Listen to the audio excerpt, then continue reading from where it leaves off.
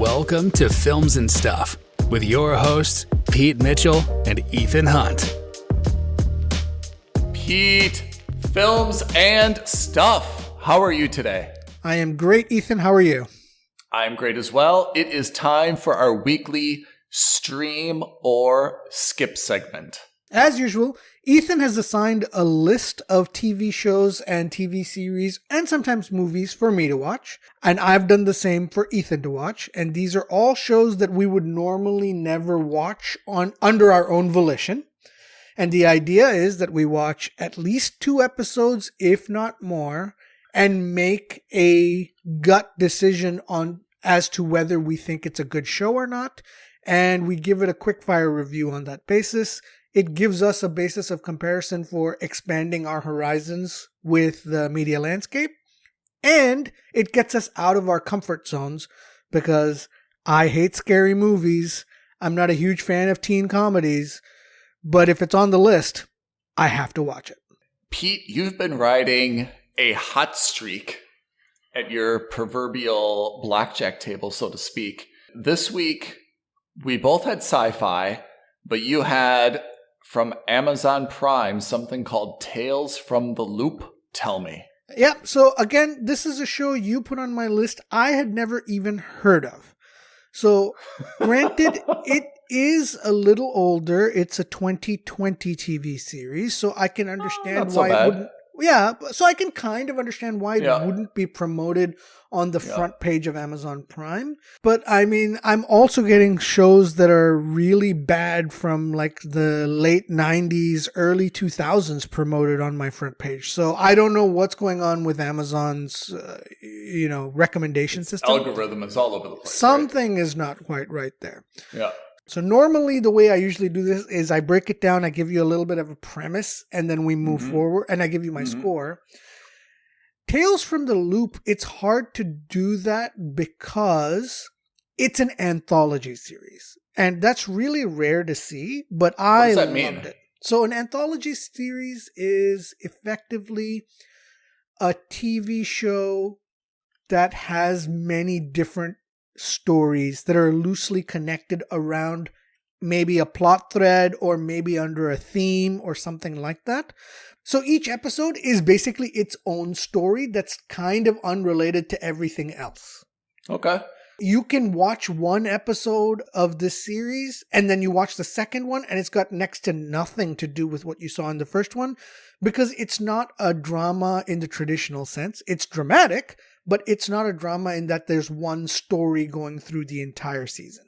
Is there any continuity in terms of characters, technology? Yes. So that's what makes this a different anthology than most other. When I think of anthology series, the best example I can give you, and this is maybe dating myself, but the Animatrix came out after The Matrix and before Matrix 2 and 3. Okay. And it was what the Wachowski siblings had done at that time was they went to a bunch of different animators and said, okay, I want you to make a 10-minute animated story about the world within the Matrix, but it's not related to Neo, it's not related to Trinity, nothing like that. You get to make your story. We're going to make an anthology. Huh. And the loose theme was The Matrix. And so every story had to do with The Matrix, but nothing to do with The Matrix movies as we know them from the cinema. Another more recent example, which is also animated, is Netflix's Love, Death, and Robots.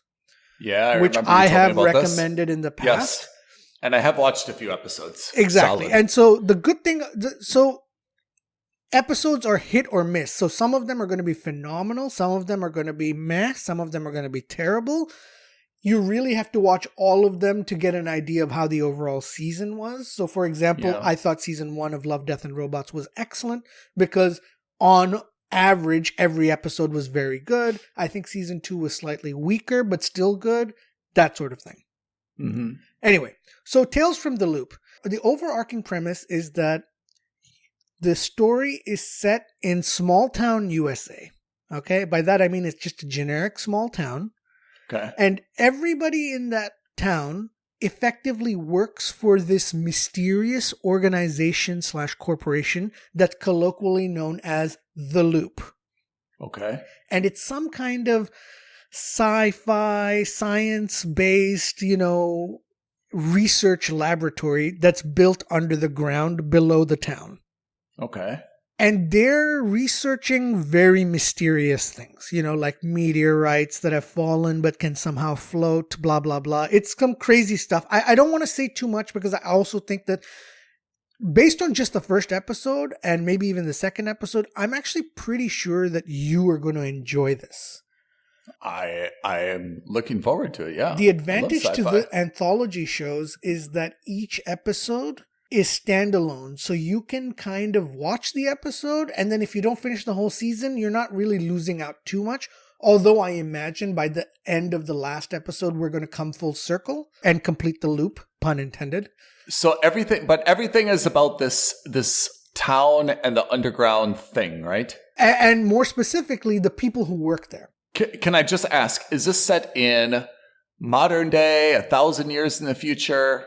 Great question, because when you look at it, it looks relatively small town modern, but it's got the feel of what people in the 60s thought the modern era would look like. Huh. So it's not that you see flat screen TVs, you don't see like hover cars, things like that, but you also see robots that look more like the robots we saw in RoboCop, which are, a bit clunky and a bit, that kind of thing. The best example I can give you is if you've ever played the Fallout series, the video game. Yeah. It feels like Fallout before the nuclear devastation. So it's the image of what people in the 60s, 70s, and 80s would have thought the future was like, but on a slightly more realistic basis. I really can't describe it. It's an aesthetic that you'll instantly recognize if you've played the Fallout universe. Okay. The very first episode, you're introduced to this girl. You find out that her mom works for the Loop. Mm-hmm. And you find out that she's stolen from something from the Loop and conducts an experiment on that thing that she's stolen. And then she disappears. And she doesn't just disappear, but her daughter is left to fend for herself. She goes back home from school and the house is gone. Her mom is gone. And the house is gone?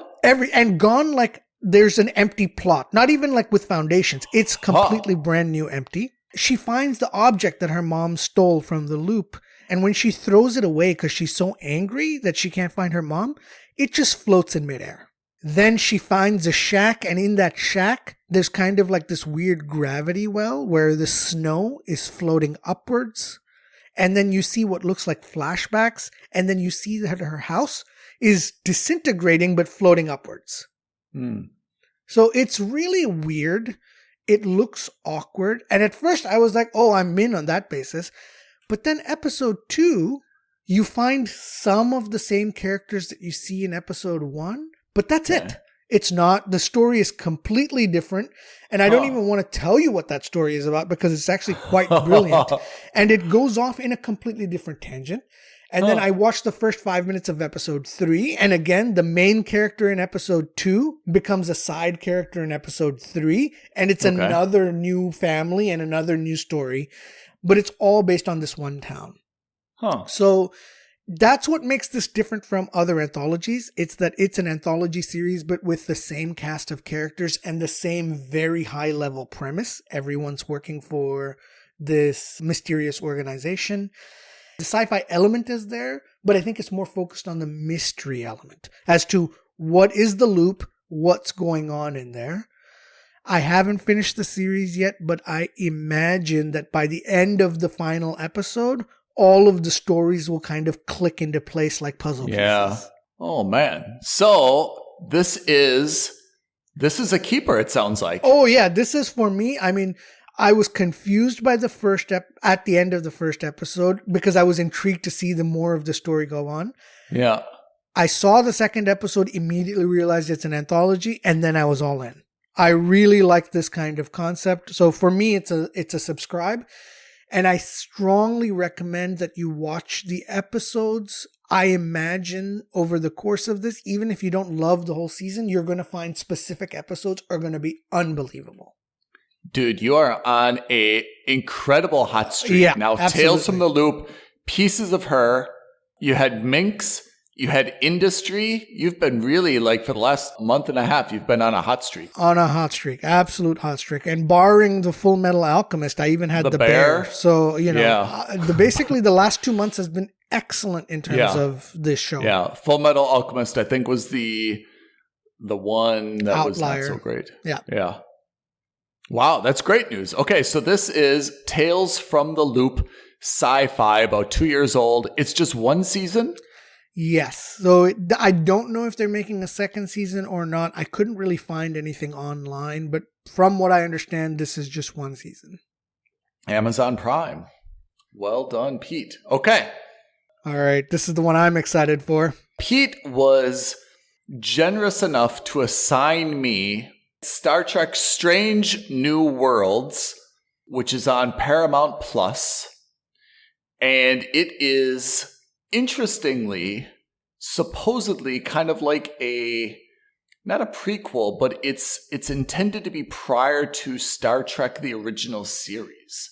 So I think to put this in perspective, we need to look back at the history of all the different Star Treks, which is not easy, but I'll do my best. And I think we've talked about this previously. The original series, this was back 1966. Kirk and Spock and Sulu and all the other folks, right? Almost 60 years ago. Yeah. Unbelievable, right?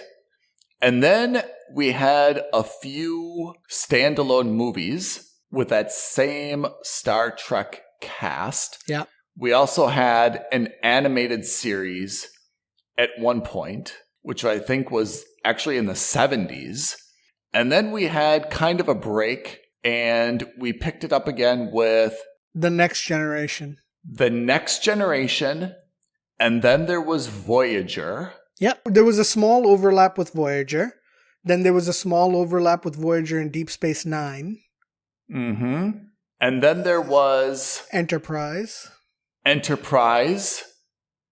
Lower Decks. Yep. So after Enterprise, again, there was a break. Yeah. Because I think Enterprise was like early 2000s, if I remember correctly. Yeah. And then you had Lower Decks, which has just finished its third season this week. Yeah. And most recently, I guess it was Discovery, which is kind of the most modern version. Yes. Strange New Worlds is supposedly a prequel. So it doesn't have all of the same characters that you would know from the original. There is a James T. Kirk, but he will be introduced later. Mm-hmm. It's primarily known for Captain or Admiral Pike. Yeah. Spock is in it, and Number One. Spock as Number One, or is Number One a separate character? Spock is Spock, and Number One is Number One. Okay. So there's some crossover and some introduction of characters that we've been introduced to previously, but it's not exactly, the same folks. So that was the context that I watched this in. And I have to say, I had extraordinarily high expectations for this. Maybe not expectations, but hope for this, because I really wanted this to be understanding how, maybe the Federation came together, how the Enterprise was built. I mean, I was really taking this back, like several degrees in terms of, how we got, Kirk, how we got Spock, how we got so many other things, right? We've kind of seen this a little bit in the movies, but I think they've kind of mucked it up, and it wasn't really a true prequel. It was just kind of like a one-off movie, and I think that I've disregarded that in terms of like canon or anthology. So I watched 2.5 episodes of Strange New Worlds. I've been flatly disappointed by it for a few reasons. The first is that if you're, in terms of just kind of the overall feel or the vibe, it's extraordinarily optimistic and collaborative, which are very, very admirable things. To be honest, we need more television. We need more entertainment that is a positive influence on us and shows people how to work together as a team and, how a can-do optimistic attitude is a substitute to overcome any type of obstacle or problem, right? Absolutely, absolutely positive traits.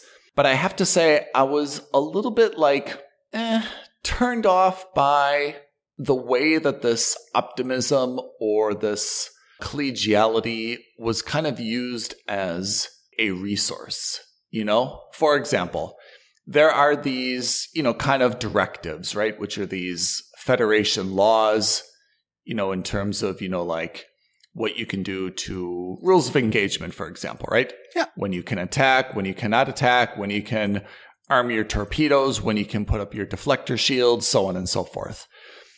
These rules are cited as kind of unbreakable. They must be followed. Yet in every episode, they are somehow broken or subverted or circumvented because the captain or one of his crew finds that in the face of this problem that they cannot otherwise overcome, the necessity to overcome this problem trumps whatever directive or whatever law they were previously following, right? And this is all kind of done in the name of harmony and saving humankind and collegiality and loyalty and all these other very good qualities. That's okay, but it was really annoying that we have these directives, but the directives really don't have any power, right? It was just always you were finding these, anyone can kind of solve a problem, I guess, if you can just kind of make up the rules as you go, right? You're saying, oh, well, we can't attack or we can't show ourselves because of directive number X or Y. They say, well, you know what? In this case, the requirement to save humanity is more important than this directive. So let's show ourselves. Let's give them this technology. Let's do this or whatever the other thing is. So I was a little bit frustrated by the fact that they were putting these rules in place, but then they were just kind of breaking the rules whenever it was convenient for the storyline. And I guess the second part of this is that the cast was not really giving me any. It just seemed like it was a group of people kind of thrown together rather than having any cohesiveness. I didn't feel any sense that the cast was really operating as a team, even though the theme was teamwork and collaboration and everyone had this expertise and ad nauseum. They explained that this is the most talented scientist or security officer, so on and so forth in the galaxy. I wasn't seeing any of these qualities come up.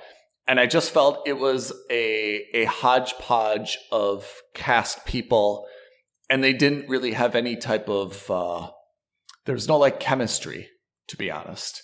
So overall, and the same thing with Star Trek. I guess Star Trek has such a great brand, and it's known for such innovation. And I wasn't really feeling anything on an episode by episode basis. You and I have seen how many Star Trek episodes in our lifetime? 100? 200? I mean, so many, right? There was nothing really new. They were just kind of inventing the same old problems, and everyone's standing on the bridge. And whenever the Enterprise is hit by a photon torpedo, everyone kind of gyrates and pretends that they're falling out of their seat, right?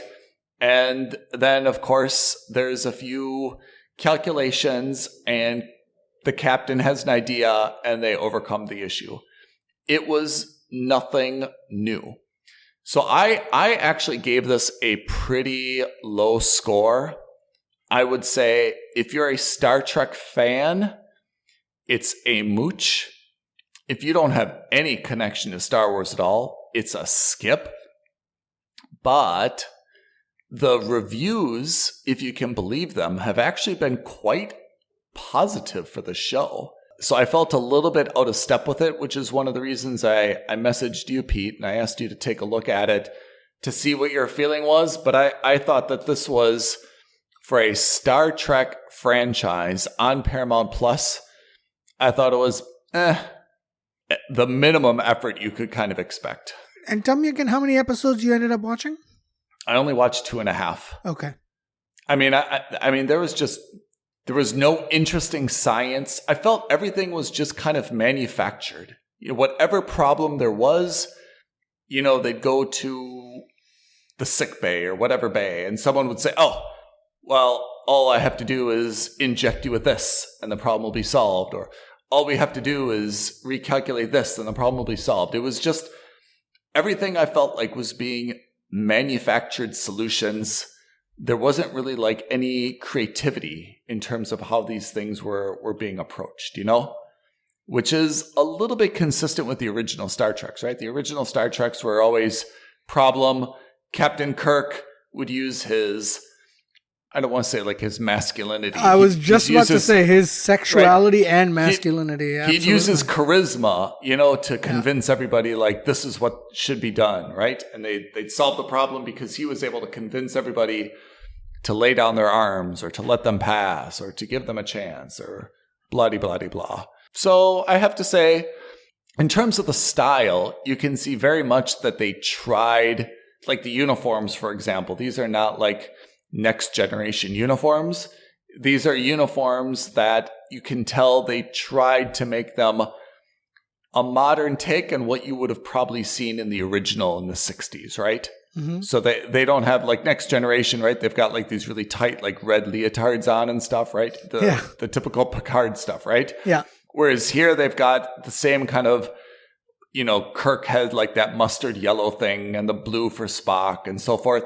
They've kind of got the same things, but you can tell that they're tailored, they're a little bit modernized, but the resemblance is quite similar, Right. So from that perspective, I thought it was great, but the same thing. The bridge of the ship is the same. The sick bays are the same. The hallways are the same. Everything was, I just didn't get a lot out of it, to be honest.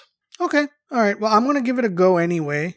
Please do. Because that's something you also recommended that I tried just to see, a sanity check between the two of us in case you're missing something or in case you're absolutely bang on and you're right and it's boring or it's not I think great. you should. I think you should. I mean, I love Star Trek. And to be honest, I could see myself if I'm having breakfast one morning and my laptop's in front of me, watching an episode. Right. And I can also see myself, to be honest, when I finish breakfast and I'm ready to leave, if the episode's not over, I just close my laptop and I'm okay with that. I do not see myself, there's some things that you and I have watched where it's like, all right, Friday night. Yep. Get your popcorn, get your comfortable socks on, turn off the lights, get everything ready, turn off your mobile, like, gotta put all my attention into this, right? It's not that. Yeah. It's, I'm eating eggs, kind of watching it. I turn around to put my dish in the dishwasher. I don't see the screen for 15 seconds. Nothing's lost kind of thing, Right. So for me, this is, again, personally, I think this is a skip. If you're really a Star Trek Trekkie and fanatic about Star Trek, it's a mooch. Yeah, but it's really a mooch. Yeah, but this review isn't for them because it doesn't matter. Right? No. They're going to watch it no matter what. So yeah, but for me, it's a skip. Like I said, it's possible I could watch another episode. I'll never sit down an evening and pound through 2 or 3. Okay. You win some, you lose some with Streamer Skip, right? Yeah, so my last few weeks were Star Trek Strange New Worlds. Before that, I had Yellow Jackets, which you know how much I loved. I had A Model Family, which was a solid mooch. Our Flag Means Death was terrible. That was a skip. Then I had The Tourist, which was a must subscribe. So I've been kind of, in the last 5 weeks, I had 2 solids, 2 duds. But yeah, your hot streak is almost unprecedented. Well, let's keep it going. Let's keep it going. What do we have next week? You have been assigned Julia by HBO Max. What is that? I think it's about Julia Child. Oh, really? Yeah. Okay. And I've been assigned Tell Me Lies. Don't know what that is, do you? No idea, on Hulu. Tell Me Lies. If you look at our list, we have each assigned each other number 13 on my list is The White Lotus. Yeah. And number 10 on your list is The White Lotus. Yeah. I've heard really good things about that. I was going to say the same thing. I was actually really hoping that I would get The White Lotus. Maybe we should just do that. I think we should just watch it. It's especially because it's on both our lists. I think we should just go ahead and watch it. All right. So you'll do Tell Me Lies on Hulu, which I'm going to guess is either it sounds like it's a romance gone bad, and then it ends up in a kidnapping or killing or something. Julia, I think you're right, is about Julia Child and her cooking exploits. That's right. I mean, I don't know anything about it, but I heard that was also doing very well. Okay, I'm looking forward to this. So we knocked out Star Trek Strange New Worlds. Well, it's a mouthful. Tales from the Loop, which I have to take a look at. Let's see what we've got next week with Julia for me and Tell Me Lies for you. Perfect. Sounds great, Ethan. And if you guys have any shows that you want us to add to our list, we will bump it up in priority. We will watch it immediately. Yes. Leave a comment below this video. Queue. Send us an email, aloha@filmsandstuffpodcast.com, or tweet at us at FNSPodcast, #stream or skip. We will definitely watch the shows that you want us to.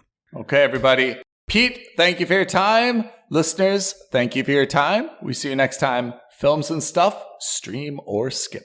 Thanks, everyone. Cheers, everyone. Bye. Thank you for listening to another episode of Films and Stuff. If you haven't already, please subscribe and review on Apple Podcasts, Spotify, or wherever podcasts are downloaded. Films and Stuff. There is no substitute.